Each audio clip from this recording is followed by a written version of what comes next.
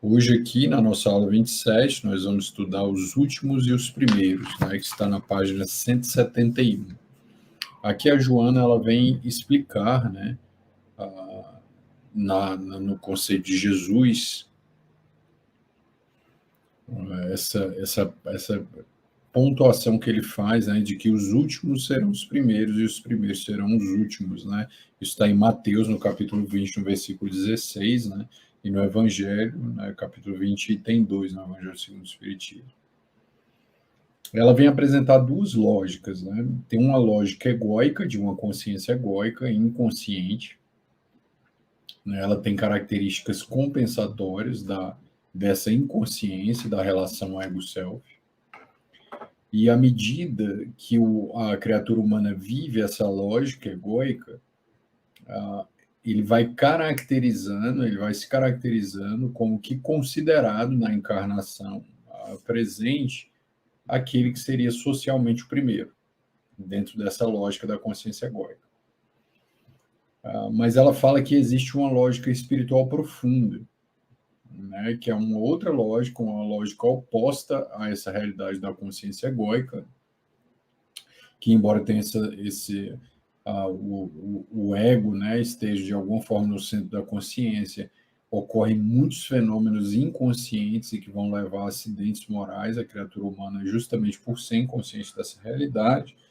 Ela vem dizer que existe uma outra realidade, né, quando o indivíduo ele vai desinvestir energia do mundo material, ou seja, a libido, né, a busca do poder e do prazer, né, ele vai desinvestir o mundo dessa energia nesse sentido, para experimentar uma estabilidade emocional proporcionada pelo investimento dessa mesma libido na relação ego-self,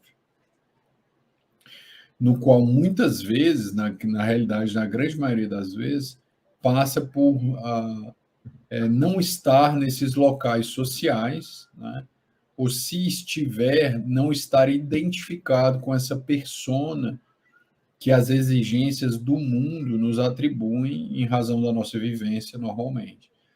Então, o indivíduo que está dentro dessa realidade proposta da relação ego-self, que é a proposta de Jesus, e não uma consciência egóica inconsciente da realidade do self, ele não se identifica com essa persona, ou essa consciência coletiva, né, que ela vai descrever aqui na obra com uma série de características. Aí, o que ela vai dizer? Ela vai colocar aqui, lá a gente vai pegar pedaços aqui que estão no final do capítulo. Ela vai dizer aqui, ó, que esse lugar, né, esses lugares emocionais são marcados por preconceitos doentios da vaidade, prejuízos morais estabelecidos pelos gananciosos, né, e os caprichos dessa libido inconsciente, expressando-se em tormentos e angústias, né, para a criatura humana.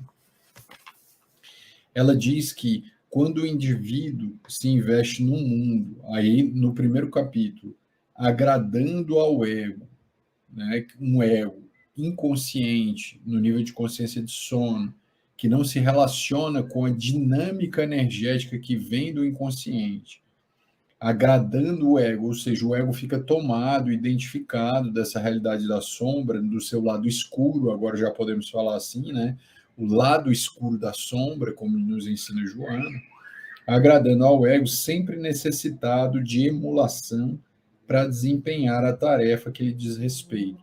Então, o ego tem essa característica, né? Ele é marcado por essa necessidade de uma exaltação e outros sintomas, são vários sintomas, né? Ela vem dizer aqui, ó, atingindo o patamar que constituiu o objetivo central dos seus esforços e interesses, ou seja, o poder, o prazer, né, que ela fala, e essa necessidade de emulação, de estar no centro, de ser agradado, de ser beneficiado sem merecer, ao continuado empenho para ter mais, ela sempre vem falando isso nas obras, né, essa necessidade dessa busca incessante que a realidade egóica inconsciente tem de investir muita energia na busca de coisas materiais, de tornar-se conhecido, né, que é um tema totalmente moderno, porque a internet proporciona isso com muita facilidade hoje, de tornar-se conhecido, bajulado, visto, de tornar-se dominador, como se os infortúnios, as enfermidades, a velhice e a morte não pudessem atingir.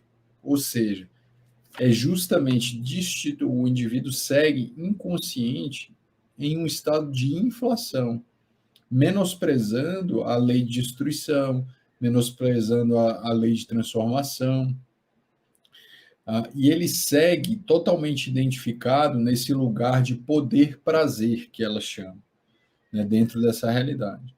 A existência física parece-lhe ser a saga de realizações externas, ou seja, uma libido totalmente voltada para os processos externos horizontais da vida, sem qualquer preocupação com o autoconhecimento.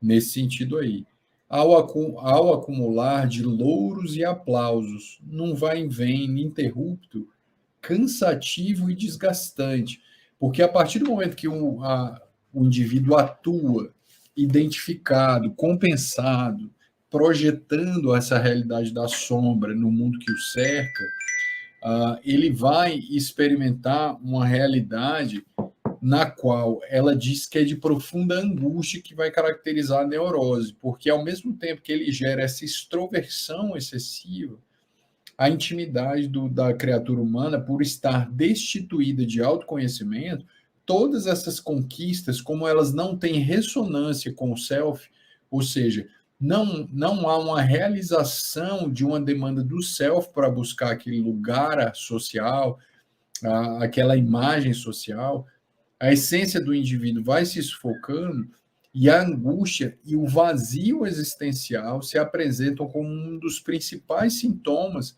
para indicar que o indivíduo não está no caminho do seu processo, que ele está se evadindo, possivelmente identificado com alguma realidade externa que não lhe condiz, que não é coerente, que não encontra uma compatibilidade com a sua realização afetiva em termos de alma e espírito. Os vitoriosos de um dia, no entanto, passam, como sucede, com os indivíduos de todas as camadas nas diferentes lutas que travam, né? Ou seja, essa é a vitória social. Qual é a vitória da sociedade?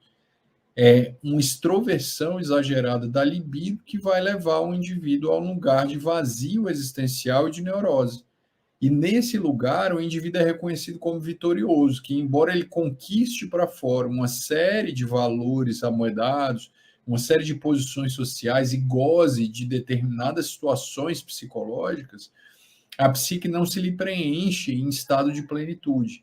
Mas mesmo assim, em valores invertidos, na nossa sociedade, essa criatura é exaltada pela realidade social.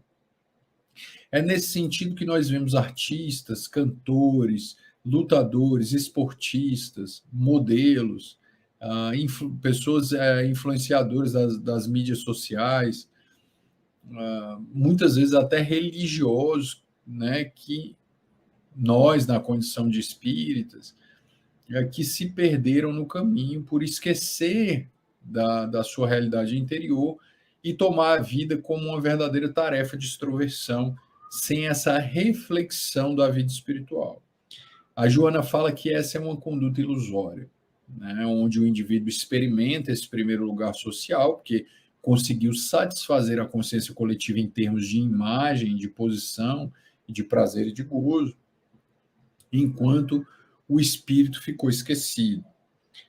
Aí ela diz que, sendo possuidor de recursos incomparáveis, né, aplicou-os pelo bem dos outros, né, esqueceu de aplicar pelo bem dos outros essa realidade, o que foi o oposto para Jesus. Então, Jesus vem apresentar uma realidade totalmente diferente, na qual ele estava no mundo, né? Ele tinha um trabalho, ele era carpinteiro, né? Ele fazia o uso daquele trabalho dentro da sua realidade social, para que ele pudesse ter não se tornar um peso para a sociedade. mas tudo para Jesus era um investimento de energia espiritual em comunhão com Deus, né, nessa realidade. É claro que nós não nos encontramos nisso, né, nesse ponto, mas ele vem trazer a ideia dessa medida certa, né, de usarmos as coisas materiais, ou se a nossa escolha profissional ou as nossas atividades nos colocaram socialmente em lugares de poder ou de prazer ou de possíveis prazeres desequilibrantes, a Joana fala que é muito importante que um indivíduo lúcido e consciente não fique identificado com essa realidade e não fique tomado por essa realidade do inconsciente e vá atuar a partir de uma sombra, se colocando como um primeiro social, mas em termos espirituais, colocando em último, né? Em último lugar, em razão do seu grau de inconsciência. Aí ela coloca aqui, ó, não seja de estranhar a sua informação de que nesse reino, ou seja, no reino de Deus, de justiça, os que se exaltam, se glorificam e desfrutam das comodidades e honrarias terrestres, sempre nos primeiros lugares, serão os últimos. Enquanto que aqueles que sofrem, que jamais experimentam as concessões terrestres, os tesouros da cobiça e do orgulho serão os primeiros. Na realidade, ela está falando aqui do bem sofrer, né, da consciência lúcida, sem revoltas, e sofrimento esse que vai acometer tanto o rico quanto o pobre, que vai acometer tanto aquele que tem destaque e ocupa uma função pública, quanto aquele que não tem, mas aquele que vai passar pelos infortúnios, pelas enfermidades, pela velhice e pela morte, que são todas as pessoas encarnadas na Terra. Ela diz que aquele que bem o passa por essa realidade, por estar consciente do caminho, fazendo uma integração desses fatores que normalmente tomam e levam à identificação com essa persona, eles serão os primeiros no reino dos céus. É importante a gente clarear essa frase para que a gente não entenda que a proposta de Jesus é uma proposta masoquista, é uma proposta de que só aquele que sofre, né? Só aquele que não é rico, que é pobre, que não tem nada que vai para o reino dos céus. Não é essa a realidade. Mas aquele que se relaciona de maneira consciente com a realidade da vida, se mantendo em equilíbrio espiritual dentro da realidade em que foi inserido. Ela diz que essa realidade egóica, né, que ela chama de egoísmo, né, é a ditadura do ego, cega-nos, né, a realidade existencial para as mínimas expressões de compaixão e misericórdia. À medida que a gente alcança esses lugares, há uma tendência a gerar patologias afetivas nos quais nós entramos num estado de indiferença pela vida, pelas pessoas que sofrem, em razão do excesso de comodidades que nos acometem, sendo que essas comodidades são experimentadas sem qualquer reflexão existencial. Porque também não devemos maldizer ou demonizar o conforto que todas as pessoas deveriam gozar, mas que pelas diferenças espirituais da vida e pela falta de preparo espiritual que não é igual para todos nós, essas comodidades elas não ficam restritas a experiências de provas e expiações, em alguns casos, para nós, espíritos em desenvolvimento, que não temos ainda o preparo psicológico pleno para experimentar essas realidades como desvios, essa realidade como meios de conquista da vida espiritual, mas sim como desvios da nossa realidade espiritual. Então, isso anestesia a razão, e torcendo a ótica de observação do outro, do irmão, né, situado economicamente em um degrau mais abaixo, surge uma indiferença e muitas vezes até uma perversidade, ou seja, gera-se uma patologia. Então, a proposta social ela é perigosa, é uma proposta perigosa. Eu não vou deixar de viver, claro, né? Nós não devemos deixar de viver, de estudar, de buscar os lugares, os cargos, né, que organizam a sociedade, ou até mesmo a questão do dinheiro, mas nós não podemos colocar isso como uma meta existencial e só pensar nessa realidade, né? Isso faz parte, se tiver no nosso compromisso espiritual, devemos sim fazer essa busca e a realização dessas metas, mas sempre com o olho atento para que a mão esquerda da sombra não venha tomar o que está fazendo a mão direita, que está cega para a realidade do inconsciente profundo. Então, essa realidade é muito importante. Então, ela vem dizer o quê? Que não devemos nos castrar ou fugir dos compromissos, né? Nós só precisamos ficar de olho para que essa realidade não se torne para nós caprichos, né? Caprichos, uma vida sem limites, uma vida sem honra, uma vida sem, quando eu digo honra, uma vida sem honraria a Deus, às energias, ao sagrado, né, que faz a contenção das nossas inflações e vai nos colocar numa realidade em que, mesmo estando, às vezes, rodeado de condições materiais excessivas, né, que às vezes podemos nascer numa família rica, aí que nós temos que ter uma vigilância ainda maior, porque se nós ocupamos esses lugares são muito sedutores, diz a Joana, né? Eles exercem uma sedução sobre nós. Então, não vamos maldizer, como fez Jesus. Ao mesmo tempo, nós não vamos nos posicionar nesses lugares como complexos de inferioridade. Se ocupamos cargos de poder, lugares, devemos fazer uso da vestimenta do rei ou da rainha, mas com a nobreza e o respeito ao próximo, né? Porque a imagem do líder, a imagem daquele que ocupa o cargo de poder, ela não necessariamente é uma imagem sombria. Ela vai se tornar uma imagem sombria porque vai refletir a inconsciência e a identificação do ego com caprichos egóicos, distorcendo a realidade das nossas funções.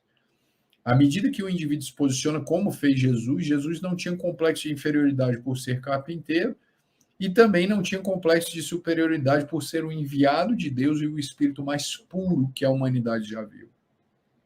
Era um ser lúcido, que vinha de um trabalho simples, que não lhe feria a alma nas neuroses que caracterizam a criatura humana.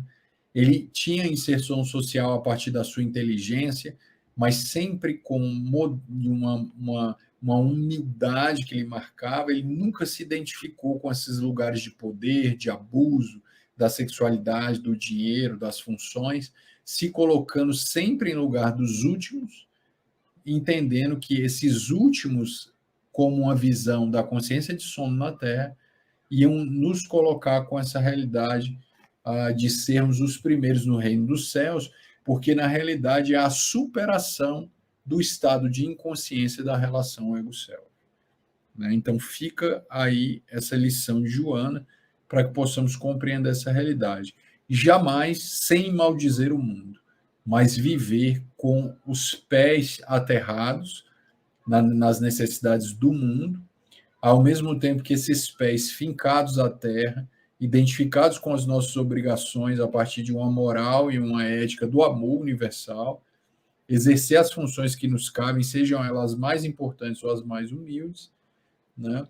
Ao mesmo tempo que, estando no mundo, né, a depender das funções, ter esse estado de vigilância, sem maldizer o mundo, e utilizar essa realidade para que conquistemos o caminho espiritual que precisamos para nos realizar enquanto espírito, né? Ou seja, não devemos maldizer a organização do mundo, que só se torna sombria porque nós somos sombrios. As coisas, são neutras, mas os lugares que ocupamos, que nos proporcionam inflações em nível de ego, é que se tornam perigosos por nós sermos inconscientes da nossa realidade, o que vai nos marcar sendo os primeiros na Terra e os últimos no reino dos céus.